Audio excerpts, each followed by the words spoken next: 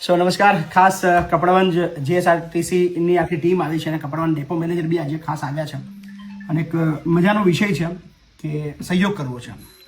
લોકોના મનની અંદર વિચારો આવતા હોય છે કે ભાઈ આપણે સહયોગ કરવો છે, તો સૌથી પહેલાં પ્રશ્ન એ આવે કે મોટો સહયોગ જ કરાય, નાનો સહયોગ કરવા ના જવાય. નાનો સહયોગથી શું ફરક પડે? પણ એક નાનકડો તમારો વિચાર પણ દુનિયા બદલવાની તાકાત રાખે છે. સો મજાકની અંદર આ ટીમને એક એવો વિચાર આવ્યો કે આપણું જે વોટ્સએપ ગ્રુપ છે એની અંદર લગભગ 320 જેવા મિત્રો છે કપડવંજ ડેપોના.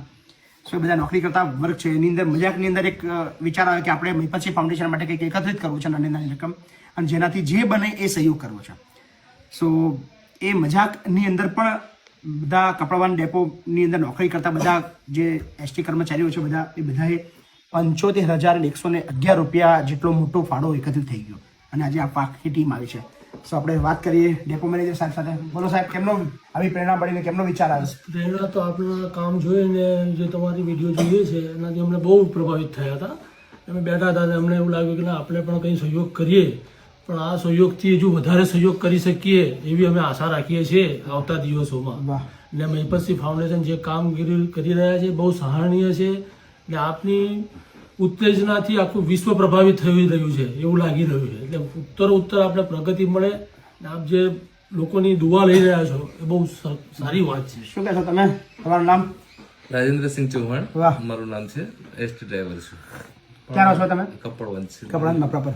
ના, વેણીપુરા ગામ. વેણીપુરા. કેમની પ્રેરણા મળી તમને આવું બધું ભેગું વિચાર આવ્યો? તો તમારા વિડીયો જોઈને એવું થયું કે જે મા બાપની જે સેવા કરે છે એ એટલું અતિ સુંદર કામ હોય તો પછી આપણે કંઈક કરવું જોઈએ એમ.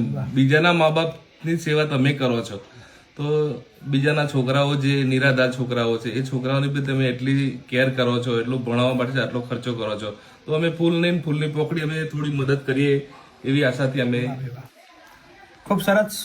સમગ્ર અત્યારે ખાલી માની લો 5 લોકો આવ્યા છે, પણ આ જે સહયોગ છે એ સેંકડો લોકોનો છે, આખા ડેપોની ટીમનો છે. સો એમનું અમે હૃદયપૂર્વક આભાર માનીએ છીએ. થેન્ક યુ સો મચ કે તમારો સહયોગ અમારા સુધી પહોંચી ગયો છે.